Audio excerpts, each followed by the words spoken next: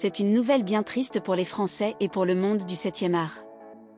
L'infatigable Charlotte Valandrey, révélée au grand public dans Demain nous appartient, a rejoint les étoiles après y avoir vécu pendant 53 ans.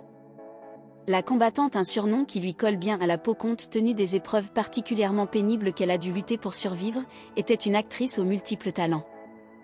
Tantôt actrice, tantôt auteure, Charlotte Valandrey était également chanteuse. D'ailleurs, elle avait déjà sorti un album et voulait réitérer le projet. Seulement voilà, le destin en a voulu autrement. Retour sur la vie de cette star du cinéma et de la télévision.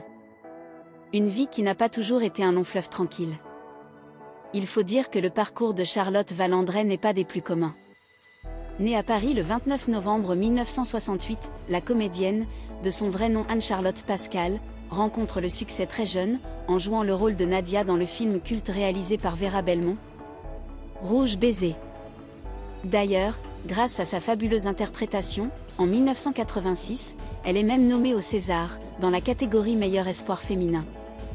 Un prix remporté par une autre Charlotte, la fille de Serge Gainsbourg et Jane Birkin. N'empêche qu'à l'époque, beaucoup lui ont prédit un bel avenir dans le 7e art. Hélas, à l'aube de ses 18 ans, une terrible nouvelle est venue tout basculer. Elle apprend qu'elle est atteinte du VIH et les médecins lui ont donné que 6 mois à vivre. Adolescente à l'époque, il va sans dire que l'annonce de cette triste nouvelle a été un vrai choc pour Charlotte. Et selon ses propos, elle a été contaminée par un célèbre rocker dont elle a toujours tu le nom, et ce, même jusqu'à sa disparition. Notons tout de même qu'elle lui a pardonné, comme en témoignent ses textes dans Bombay mon amour, son livre sorti en 2016.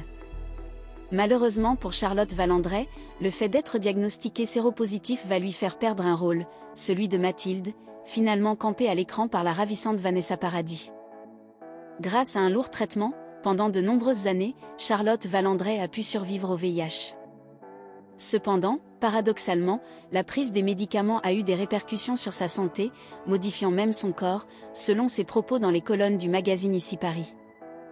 Ainsi, en 2003, l'interprète de la juge Laurence Moiré dans Demain nous appartient a été victime non pas d'un, mais de 2 infarctus. Étant donné que son cœur lâchait prise petit à petit, elle avait donc besoin qu'on lui greffe un tout nouveau. Fort heureusement, elle a trouvé un donneur, plutôt une donneuse.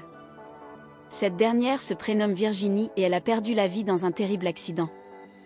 À noter qu'à l'époque, l'intervention était une première en France pour une personne séropositive. Bref, pour revenir à son second cœur, lors d'une interview accordée au magazine L'Express en 2005, elle avait notamment déclaré : « Mon cœur, c'est mon cadeau d'avant Noël, j'ai été opérée en novembre, un très beau cadeau. » Toutefois, elle ajoute qu'elle avait une inquiétude, récupère le cœur de quelqu'un qui a été encore plus amoureux que moi, plus fou, plus passionné.